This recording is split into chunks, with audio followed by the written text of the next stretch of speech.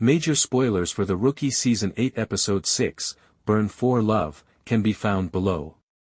We can't help but think that the Valentine's Day explosion in The Rookie Season 8 portends something bad for the romance between Nolan, played by Nathan Fillion, and Bailey, played by Jenna Dewan. Nolan and Bailey discuss their present problems, her wanting to move to DC for a new job and him not, with Gray, Richard T. Jones, and his wife Luna, Angel Parker, respectively. Bailey claims she's attempting to find a solution that would satisfy them both, but Luna cautions her that marriage occasionally requires one partner to sacrifice something for the other.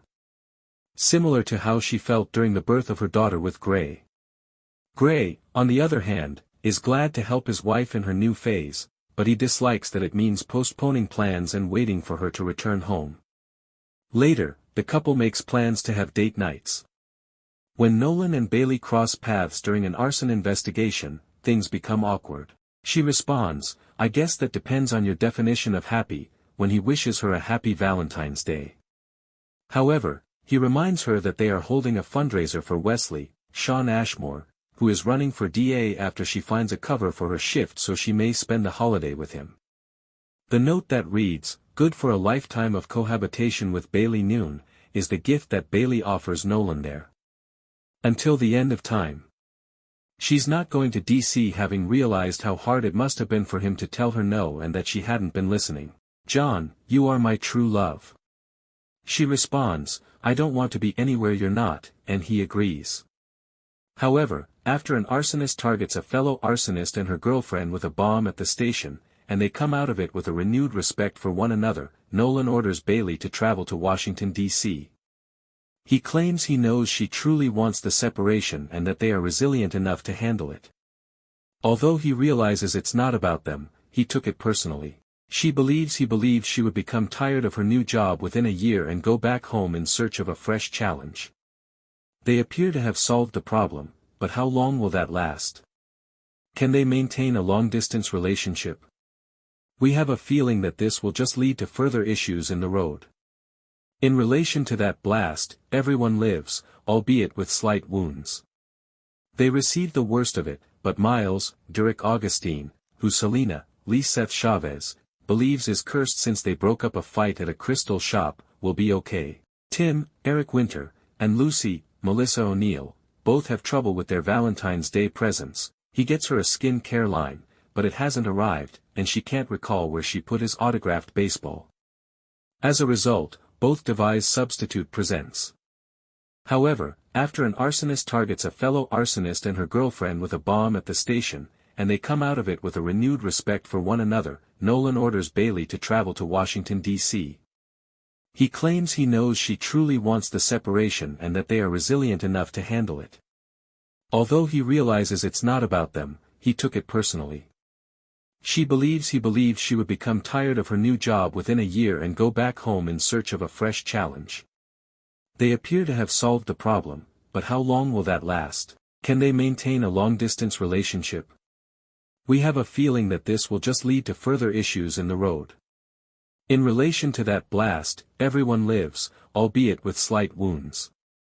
They receive the worst of it, but Miles, Derek Augustine, who Selena, Liseth Chavez, believes is cursed since they broke up a fight at a crystal shop, will be okay.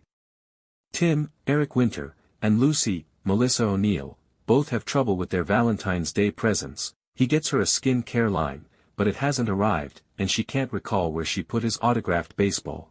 As a result, both of them think of substitute presents. She gives him an autographed copy of the science fiction novel he used to read often during difficult times, and after viewing her gift, he attempts to arrange for them to travel to Paris after getting her earrings. He discovered the baseball where she had hidden it behind the washing machine after they both admitted to their problems. When he becomes stuck after the bomb, she is the one who rescues him. In another scene, Wesley and Nyla, Mikia Cox, are getting ready for the trial of serial killer Liam Glasser. However, they have already encountered a problem prior to her deposition. They must postpone bringing charges against him for one of his killings due to insufficient evidence, and the victim's father is so incensed about it that he attacks Wesley at the fundraiser. He is quiet. Glasser's attorney, Malcolm, Sean Patrick Thomas, interrogates Nyla during her deposition about not seeing his client during the assault and, more specifically, her threat of jumping to conclusions about his involvement without any proof, specifically that she would find a way to hang the murders around his neck and imprison him indefinitely. Wesley later tells Nyla that the harm caused by Glasser's attorney portraying her in front of a jury is catastrophic. In addition, he has an obligation to disclose her behavior with Glasser to Internal Affairs as a court officer. Failing to do so will result in Malcolm and Wesley being disbarred for concealing it. Naturally, Wesley informs Angela, Alyssa Diaz, that he is trying not to blame Nyla because she is their friend, but that he might lose the trial and Glasser might get away with it because of her. The Glasser case. This was a difficult case. Nyla and Angela assisted in the apprehension of a highly dangerous serial killer. This should have been a simple, straightforward case, but Nyla let her feelings to interfere, and during her deposition, it was mentioned that she had threatened Liam while chasing him. It didn't look good, so Wesley and the DA's office decided to withdraw the charges related to Remy Darden's death. Wesley was also put in a difficult situation by the information uncovered during the deposition, and he must now report Nyla for her actions during the investigation. I considered every scenario in which Wesley may have overlooked this, but it feels like the Elijah Stone scenario all over again. Even while I don't want things to go this way, I do think Wesley is acting appropriately by alerting IA about Nyla's behavior. Given the breakdown of their strong evidence against Liam, I'm curious to see how this case will proceed. I really enjoy how we get to know most of the couples in the more dramatic plots. To be honest, I'm glad it wasn't the blatantly obvious "It's Valentine's Day" episode. Lucy is having trouble finding the original Valentine's Day present she got for Tim, so she asks his sister Jenny for assistance in coming up with a backup plan. Tim also enlists his sister's assistance to obtain Lucy a last-minute present since he is upset that the present he purchased for her is stranded in transit and won't reach her in time. It was too adorable to watch them both worry over this.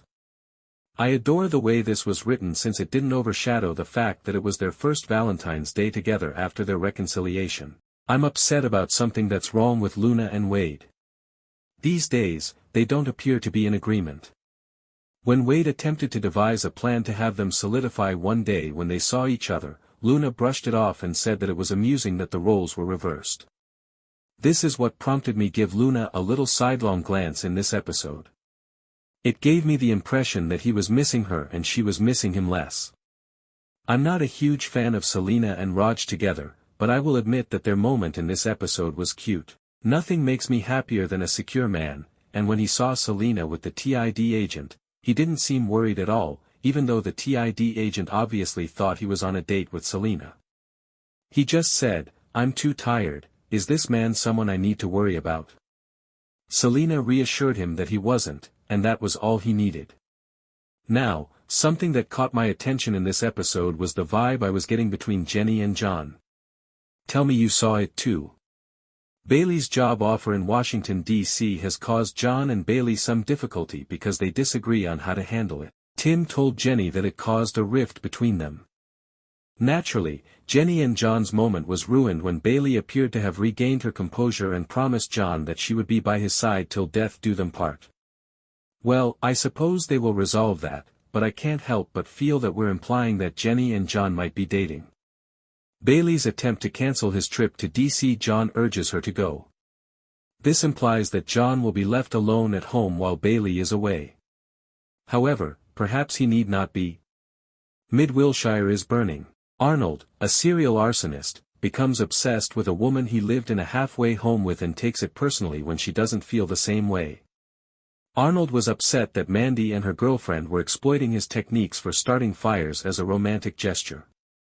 After being taken in and interrogated, he was later released since he had been held while another fire was started. Now, he deliberately jumps in front of Lucy and Celina's store as it enters the building and places a bomb on the car, knowing that Mandy and her girlfriend were taken into custody and taken to Mid-Wilshire. The bomb detonates and completely destroys the station not even a minute after the automobile is parked. My mouth fell open when I told you. There were no people safe. Miles, Lucy, Nyla, Celina, and Tim were all hurt in the explosion. Without a doubt, this was one of the greatest situations I've ever seen on this program. As the audience, you feared the worst for everyone since they did not play it safe, everyone was hurt and in danger. Before I realized Miles would be alright, I felt as though I was not breathing. I can't say that about the station, but I'm happy that they're all going to make it. I'm eager to see how that turns out. The Rookie made its cops feel heroic by discovering a gunfire-free way to spectacle. There are two significant similarities to Wildfire in Season 7. The most evident is the large fire in the police station in the Rookie episode. An arsonist who was both innocent and guilty was implicated in a string of fires with romantic themes. Possibly the most spectacular fake-out in recent memory. The pair lighting the fires throughout the Rookie seasons is primarily a joke rather than an exciting experience. It is the ultimate schmuck bait when the original arsonist retaliates because of the scale and extent of the explosive destruction. The fact that Celina calls herself a coward for not assisting Miles with his curse is largely a joke, at least until she actually musters the bravery to save him from the flames. The episode conveys the sense of urgency even though it is clear that none of the series regulars were going to perish.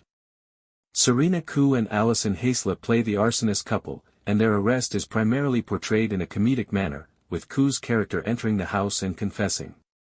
With a sequence that hardly touched viewers' emotions when they are imprisoned, the Rookie further minimized their eventual danger.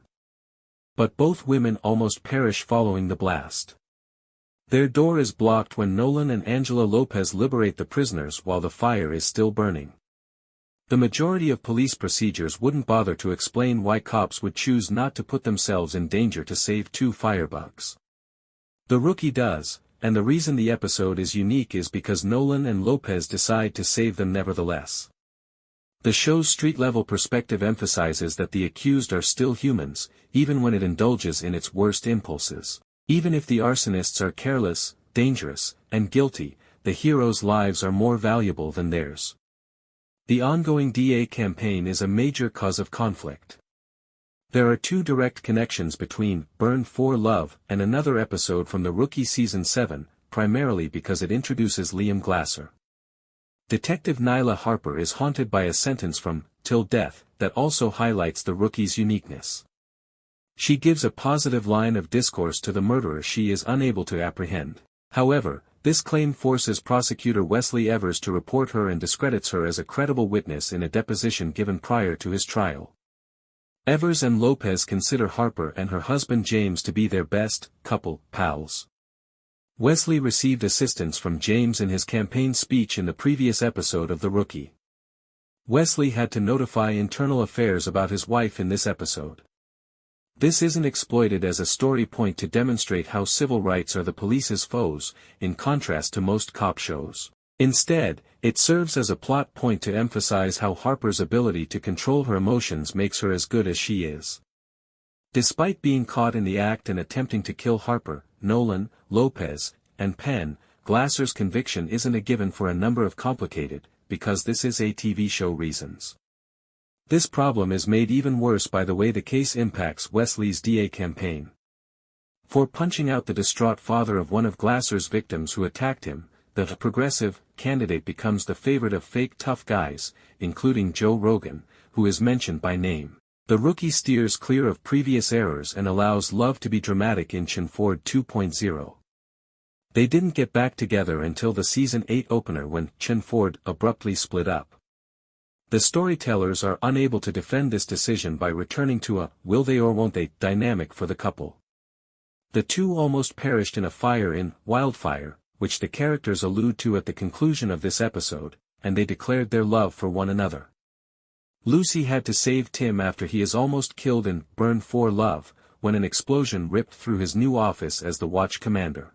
But it's not just the heartwarming moment when she hands Tim her breather mask that makes Chinford fans happy. For the most of the episode, the two are preoccupied with their Valentine's Day presents.